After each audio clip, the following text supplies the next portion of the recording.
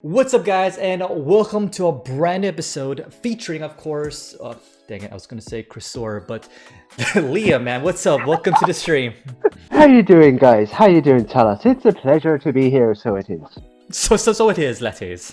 If that's your Irish accent, oh my god, people are cringing right now, probably tuning off the video. But guys, please stick around because we have something cool and exciting to do for today's episode, and that, of course, is our own, I guess you could say, our own review series featuring, of course, Yu-Gi-Oh!, maybe even later on the road, Pokemon episodes. Of course, in this review episode, totally unique, not copyrighted at all, using our finger power of all the good bits, giving it an up, and the bad bits, giving it a down. Totally not copied by anybody. This is totally unique. Totally. This is, of course, the nostalgic episode for us. Episode 1, a Heart of the Cards episode. Obviously, we'll go into the entire episode here and giving our personal review on this, and we'll try not to be too biased with it, but of course, nostalgia will definitely kick in during certain moments in the episodes. As we continue with this series, if you guys do enjoy it and want to see more of this, obviously there's multiple Yu-Gi-Oh! Episodes, multiple Pokemon episodes that we can go through. So this could be kind of a recurring thing here in this channel. So if you guys enjoy that and want to see more, consider giving us a subscribe and liking this video for more of this, especially if you're hyped. All right, guys, let's flip over. And if you guys are wondering why I'm wearing a different shirt, it's because we're watching this a second time because YouTube reasons. Yes, copyright and all that. So we're doing a little different format from our previous recording. And yeah, so my intro and outro is gonna have my original shirt, and then we're gonna have this one. But regardless, let's flip over into the ups and downs of this episode. All right, guys, for this, of course, the opening cinematic has to get a beautiful, of course, it has to get an up. It has to get an up because obviously the intro, the music. Now, what's funny about this one is there's a Japanese version of this song. Obviously, we can't play the music because YouTube copyright reasons and claiming and all that. But just search YouTube and listen to the original soundtrack. And of course, this soundtrack. You just gotta love this one a lot more. Absolutely, Talas. It's a nostalgic trip in history. And like you say, with the other version being a tad different, it's more a case of you'd have to search the other version for yourself. We're probably biased, but it's better, guys. All right, guys.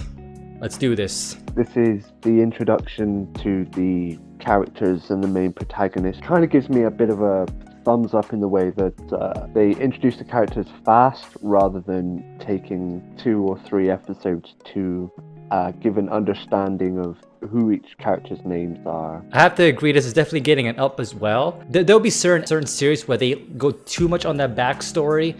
It's nice to know that backstory, but for the first episode, just get right into the point. Introduce the main character here. Obviously, Yugi's the main protagonist. Yugi Moto is the first name, and then you get introduced with his friends. Joey Wheeler, Tristan. I don't even know what Tristan's last name is, actually. Character name Tristan Taylor. The most common. Now, what's funny about Tristan, Joey, and I think Taya too. Obviously, those are like Americanized names. Shits and giggles, bruv. His Japanese name is Hayaroto Honda. For Joey? For Tristan. Okay, what is Joey's Japanese name? Katsuya Jonuchi. And of course, we'll have the subtitles in the bottom in case he butchers the name in Japanese. As we show here, this is, of course, Seto Kaiba, also Japanese. And I believe Bakura, which is if you guys can see Bakura a little bit with he's not fully introduced, but obviously this is their second time watching this. So Bakura is kind of shown in the background over here with his kind of whitish hair.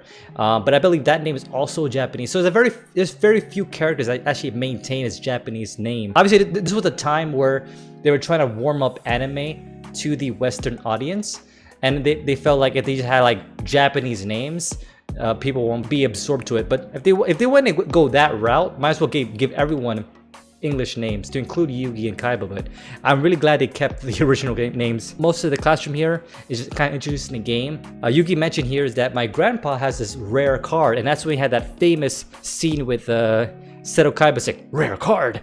Is this the card that I've been searching for my entire life?" And basically, yes. So we're gonna roll into the next segment. So yeah, the most generic looking, what is it called? Card shop design. Like, no, I reckon if you could mistake the letter A for a symbol on, is it Star Trek? Yeah, I was thinking that too. Star Trek, yeah. So maybe the creators are like Star Trek fans. This character, of course, is Yugimoto's grandfather. Solomon Muto. For me, this situation is a plus for me. From the second that they step indoors, you get the sensation that they're all there for a good reason of the collectible game. Humble interaction. Persuades Grandpa to show the new friends super rare card that his grandpa has been. There's only 4 of, by the way. Considering its super rarity, you just don't get the opportunity to keep hold of something like this. And of course, Seto Kaiba interrupts this happy moment. Obviously, this whole interaction inside of the bookstore is definitely going to get it up as well. Just for the mere presence of Seto Kaiba here, like he wants to see the card. You just have to see what he's trying to trade off for this rare card. So as you can see, this is what he was trying to trade off. This will get our first down, obviously, because how are you going to expect anybody to accept a trade for a rare Blue Eyes White Dragon? There's only 4 in the entire world for crappy cards like this. Like, just look at some of the cards that we see here right now. We see a Remove Trap, we see Polymerization, a Paralyzing Potion. We'll see a couple of like fusion monsters like a Punishing Eagle, the Launcher Spider. I think Battleox is there. I don't recognize every single one of these cards. Oh yeah, Block Attack as well is on there. But yeah, these are just crappy cards. Seemingly an unfair trade, especially considering, as said, there's only 4 produced. To Grandpa's Moto's credit, he denied this transaction because obviously it's not just about the rarity of the card or the powerfulness of the card, but the fact that that card was given to him. It wasn't revealed how it was given to him, but it was basically a friend of his or someone that he's very close with gave him that card. And of course, he took it with pride to not even trade to anybody, no matter, even if it's a common card, as Yugimoto mentioned. It could be a common card or a like a not so powerful card, but he will still treasure it as if it is a powerful card or a rare card.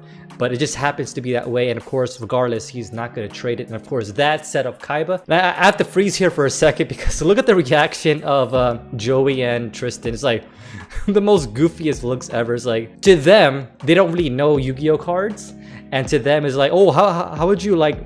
How can you not accept this trade? That's a lot of cards for just one card, but it's not about the quantity, it's the quality. Briefly after the exchange that they had between each other, say because Kaiba is such a wealthy person, it would not be a case of him giving up first and foremost. It's funny you mentioned that too, because the question I always had in mind is like, I kind of wish they explained how Seto Kaiba was even able to get a Blue Eyes White Dragon. Yes, I know he's rich and everything, but like, if it's that rare, I wonder how he would get it, you know what I mean? I'd put that down to the Willy Wonka theory of the little girl that had her father buy... Are you talking about Veruca Salt? Yeah, you know, she had her daddy have a whole factory opening packs for them, you know. When it comes down to that, that would be my only theory about how he would have been able to have got his hands on the others. Money makes things happen. I was gonna give that a down, but yeah, that makes sense. Okay, that makes sense. So after the heated exchange and them going back into the corporate office, he has a small meeting with his company henchmen, trying to get them to do some light finger work or some brutality work in acquiring the card. Yeah, they don't really...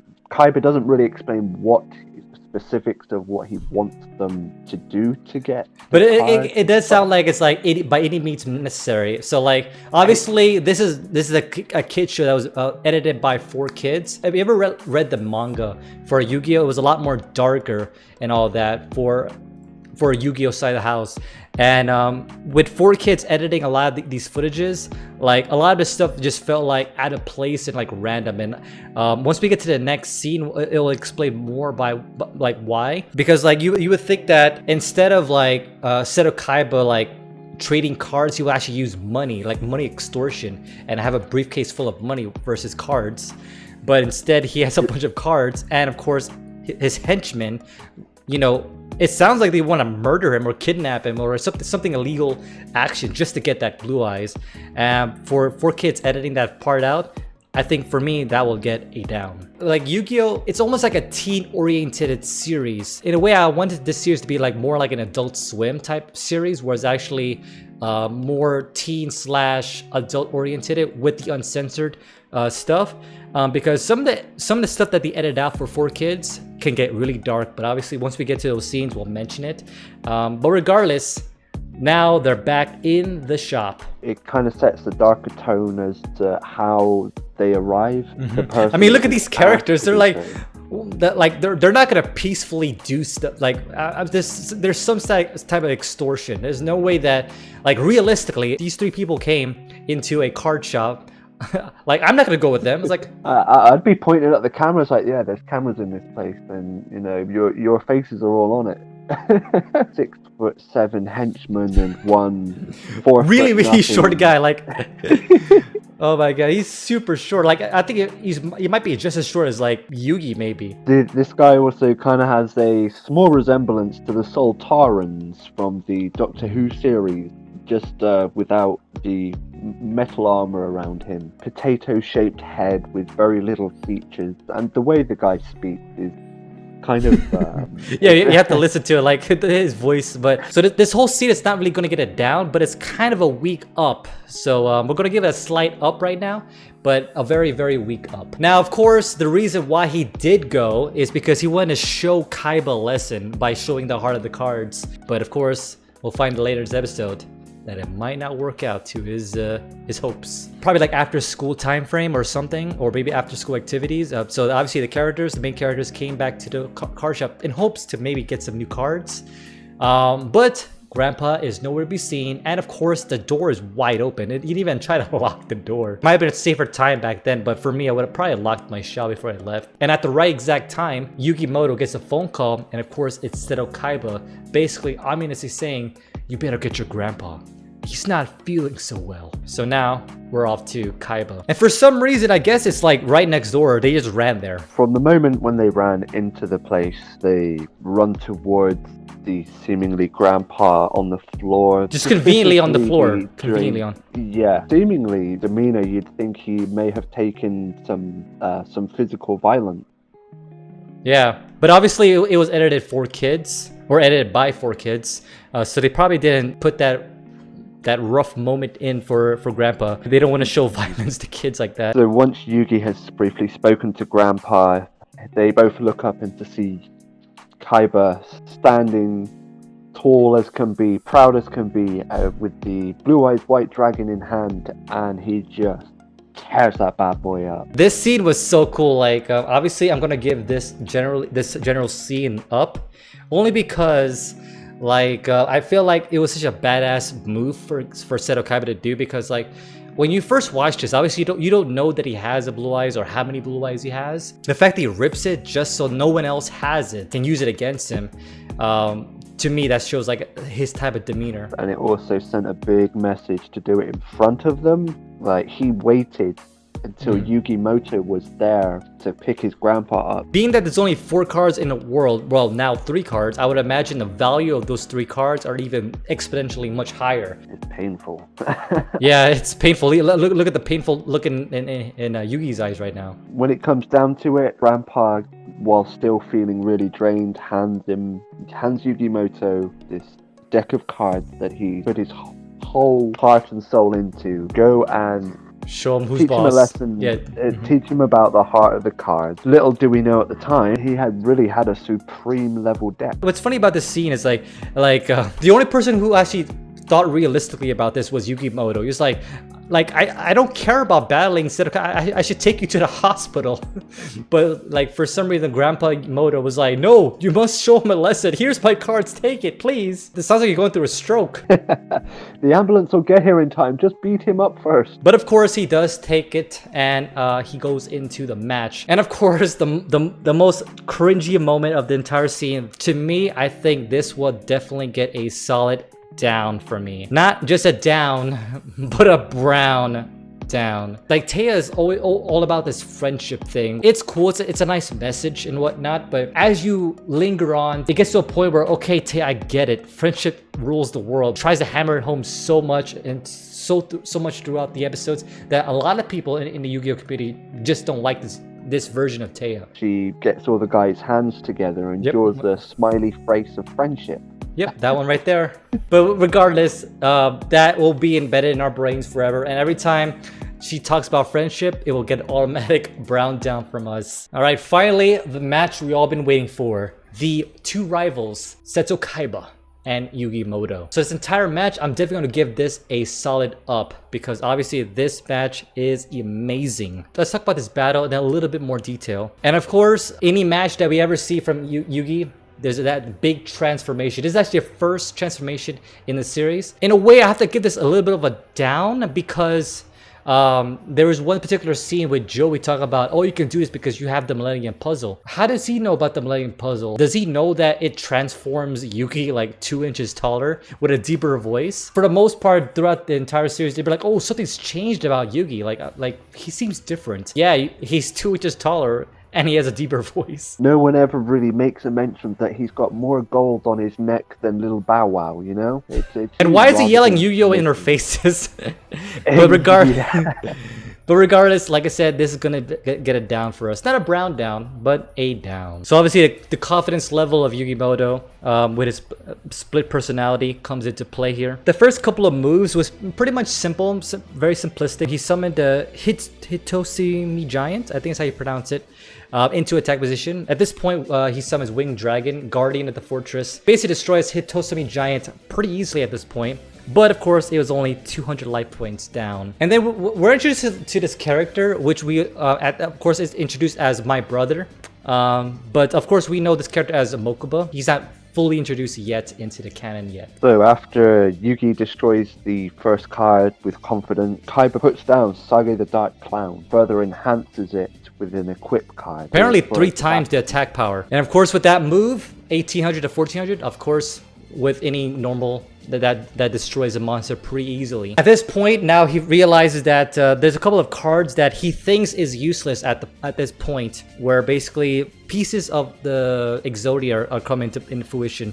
The first piece, of course, being the left leg of Exodia. So at this point, Seto Kaiba looks like he's like fully in advantage, like destroying every monster that comes to his play. Right now, is there any hope for Yugi? Of course there's hope for Yugi. Yugi always finds a way, but not by the power of friendship. So with Yugi's back against the wall, he finally pulls Gaia the Fierce Knight at the last moment, just at the right time to come back and start actually putting more damage down. He was able to destroy Sagi the Dark Clown with Gaia, but there's a little secret that Kaiba has in store. He summons, of course, the legendary Blue Eyes White Dragon. Now, we knew he had the card, but at this point, we don't know how many he has. But so right now, obviously 3000 attack to Gaia's 2300 attack. That's, of course, an automatic defeat there.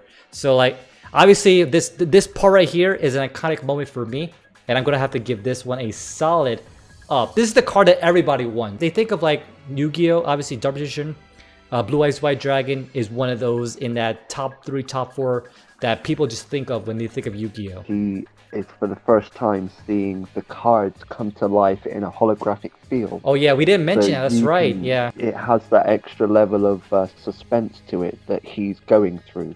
Exactly. Hence why I think Grandpa may have been a little bit run down because it was a bit too much stimulation. yeah, especially for his age. It's playing into that current dynamic of the game where you can put a Blue Eyes White Dragon down without tributing. Yeah, and of course that's a big one. Obviously, it's kind of nitpicky, but of course that will to us we get a solid down. Blue Eyes here requires at least 3 sacrifices, and right now, if you are following the anime in terms of playing it in real life as a kid, you'd probably be breaking the rules because you don't know about the soul sacrificing rule. And of course, as we mentioned, easily defeated. Gaia down for the count. So now we're down to 1300 life points to the 900 life points that Yui has. Can he come back from this? Consistent backhand to backhand with the blue eyes, taking down card after card. Like Liam was saying, card after card, gone. And so yeah, he was able to protect his life points by placing his cards in face down defense. But of course, Beaver, the warrior Beaver, gone for the count. All his other cards here destroyed easily, of course. And not just that, now he went ahead and summoned a second Blue Eyes White Dragon. As if it couldn't be any more unfair against Yugi in that scenario. Indeed. And back to the hospital scene, we get a little scene here with his grandfather basically saying, "You can do it, Yugi! You got this, Yugi!" But how do you know? I guess it's hard the cards, but damn, that's like it's a little bit on the cringe. So with the scenario of Yugi finally gets the opportunity to put his enemy up against the wall. 2 turns, yeah. The next 2 turns that might change the scenario, or it's game over. It's kind of funny because Seto Kaiba here was like, "Oh, course, you're just delaying the inevitable right now. So like, yeah, go ahead, summon your Sword of Reveal Light." Little did Kaiba know, or get the opportunity to find out, he wasn't able to put these pieces together. Yeah, and of course there was a little backstory here of basically kind of like what Leo was saying, that no one has ever actually summoned Exodia, the Forbidden One. So this might be the only opportunity, only chance really that anyone could possibly do this. Grandpa Moto here is basically saying, "Oh, you have to remember, And of course, at this very moment, that's when he draws the next piece of Exodia. Now he has 4 pieces of Exodia. In this scenario, Kaiba can still attack. Whereas if you were using it in the real life scenario, it blocks every attack from Yeah, that's true. Like, there's no way that he should be able to legally attack right now with Swords of Reveal Light on. Even with the Judgment guy here, there's no way. So with that, of course, we're going to give that a down. It's a little nitpicky, yes, we understand, but of course, this is our show. And at the nick of time, he draws another card that could potentially battle against this Judgment. And of course, that's his favorite card, his idol card, the Dark Magician. This reveal, of course, is going to be enough for us because obviously nostalgia kicks in. But of course, this is the first appearance of the Dark Magician. And also the first time that Yugi gets to see his card animated in holographic for the first time. So now it brings down the light points down to 1,000 to 900. Kaiba has yet another Blue Eyes White Dragon. If that's not a big flex on someone, I honestly don't know what is. But it's funny though because there's a little moment here. It's neither up or down, but there's a little mention from Yugi saying, "Oh, so that's the reason why you ripped up my grandfather's card, so it won't be used against you." But Seto Kaiba said that to him before the match started. So did Yugi just forget? Of course he's gonna have all 3 and not let anyone use it against him. That's why he told you. But regardless, it's a little nitpick, but we're not gonna give that up or down. It's just a little funny moment there. And of course that destroys his Dark Magician, his fateful Dark Magician, down to 1,000 to 400 life points. So it is really down to his final card right now. So is the heart of cards with him. This is the iconic scene right here that I love. Of course, this is gonna get a nice up for us, only because it just seems like he is down to his last card, as we said. Like, it seems like every single time Yugi has a magic, it's always down to that final card. And to me, as a kid, that's what kind of drew me into the series, and that's also why I'm giving it up as well. It has that like little bit of suspense in the episode where, like, can Yugi really come back? But how could he come back with 3 powerful cards? All right, guys, this is the part where, of course, the heart of the cards, the name of the episode, comes into play, where he draws his next card. There's a little bit of doubt and hesitation with Yugi Moto here. And it's also the first time it kind of shows that split personality, but obviously later on we'll find out exactly how that is and how that's linked to the Millennium Puzzle. But of course, guys, this is when Teia's friendship things comes into play. Apparently they're all there spiritually, the Destiny Pull. And of course that card, as we know, is going to be Exodia, the head of Exodia, to complete the 5 pieces of Exodia. Man, that was a nostalgic moment just to see him pull the final head. And of course, it doesn't get just an up, it gets a golden up. Yeah, give it a G up. Get him a G up. G up. We might not call it that, but G up. That's what we're calling it for now. But regardless, this was an epic scene regardless. And of course, you see how humongous Exodia is compared to the 3 Blue Eyes.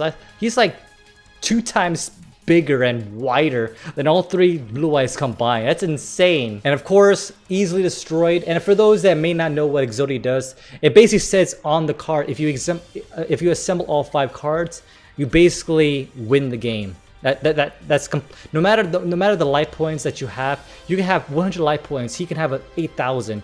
If you have all 5 pieces, automatically win. It's like getting a hole-in-one, or if you're a Harry Potter fan, it's like grabbing the golden snitch instantly. And of course, being that Seto Kaiba is the #1 duelist, obviously Seto Kaiba is in disbelief. Like, how can I lose? I have the best cards. I have the most powerful cards. How can I lose to this person, to almost a nobody in the competitive scene? I see that as more of a friendly. Well, can't really say friendly. Can't really say friendly, no. Because, you know, grandpa and all that, but it was more of a strategic skirmish. And this is kind of a weird scene. If you watch like the Japanese version or the read the manga, some of the elements and themes in Yu-Gi-Oh are pretty dark.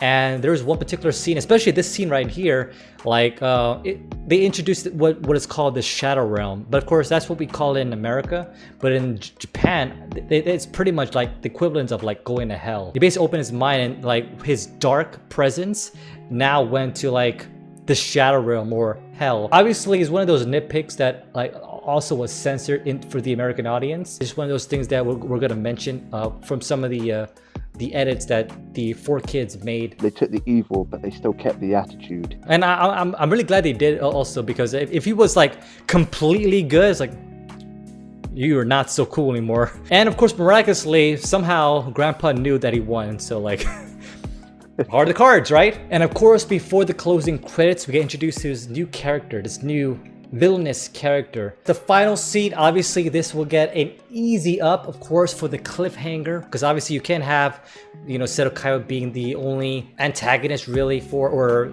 boundary for Yugi.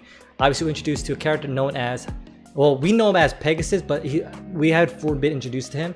But this is going to be an easy up for us as well. But in general though, this was actually a very, very good episode. Obviously, like for the most part, a great introduction to characters. There's a little bit of a like mystery with pretty much the Malayan puzzle. Obviously the characters introduced here. There's more backstory. Obviously who the character that we're introduced right now with Pegasus. Personally, I would rate this as a big up, considering it also shows that within the depth of the Kaiba company, it's not just all Kaiba. I have to agree with you. This is definitely going to give an overall up for me as well. Obviously, we're super excited for episode 2. If you guys are definitely into it, let us know. I guess when we flip over to the next camera, I'm going to be wearing a different color shirt, but don't be alarmed. Don't be alarmed. It's still me.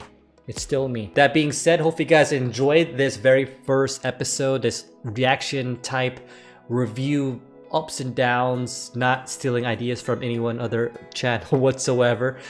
Down below, let us know if you guys want us to continue this series with episode 2, or maybe even start up episode 1 of Pokemon, maybe do like a side-by-side in both of those. Obviously, you guys determine what we're gonna do. If you guys enjoyed this, definitely give us a like, definitely follow us for other future content. Obviously, we do a lot of other stuff as well, Pokemon as well as Yu-Gi-Oh unboxings. But yeah guys, that pretty much concludes it. Hopefully you guys enjoy it. Do you guys agree with our vote? Let us know your ups and your downs, and if you guys agree with the overall up or overall down for this episode. And of course, this might be a new thing that we can start up in this channel as well, so you guys will decide, let us know. Also guys, don't forget we do have our online store as well, known as the Collective domain. So definitely join the Collective, whether you join over here in the YouTube join buttons, or of course checking out our online store, link down below. But that's pretty much all I got. Enough self-promotion and all that good stuff. We'll definitely see you next one. So until next time, this is Talos and Liam signing out. Peace.